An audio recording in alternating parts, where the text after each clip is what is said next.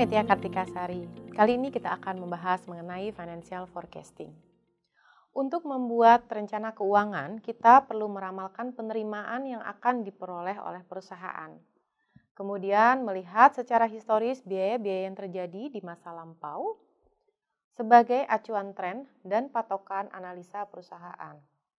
Untuk biaya-biaya yang akan diprediksi timbul di masa yang akan datang. Meramalkan laporan keuangan penting untuk sejumlah alasan. Di antaranya adalah merencanakan masa depan dan memberikan informasi kepada para investor di perusahaan. Metode paling sederhana untuk meramalkan laporan laba rugi dan neraca adalah metode persentase penjualan.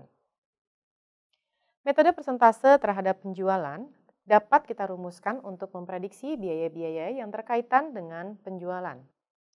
Persentase penjualan tahun sebelumnya dapat menjadi patokan untuk perhitungan.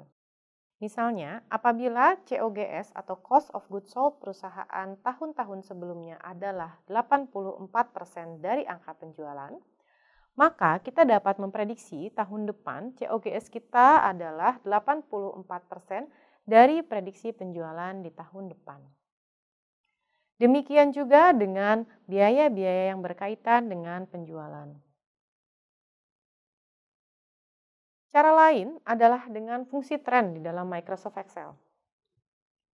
Dengan mengumpulkan data dari tahun-tahun sebelumnya, pada contoh ini adalah 5 tahun, maka kita dapat menggunakan fungsi tren tersebut untuk memprediksi tren penjualan di masa yang akan datang. Cara lain adalah dengan membuat persamaan regresi. Hal ini juga dapat diakomodir oleh Microsoft Excel dengan menu di tab data dengan memilih Data Analysis Regression. Kemudian kita memasukkan kedua data penjualan dan COGS di kolom regresi tersebut, sehingga Microsoft Excel dapat menghasilkan persamaan untuk memprediksi variabel-variabel di masa yang akan datang. Kita bisa lihat di sini adalah hasil dari persamaan regresi yang dihasilkan oleh Microsoft Excel. Perhatikan kolom koefisien.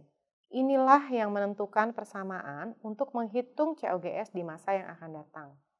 Koefisien ini memperlihatkan bahwa COGS akan menurun sebesar minus 63.680 dan meningkat sebesar 0,8583 kali banyaknya penjualan yang terjadi.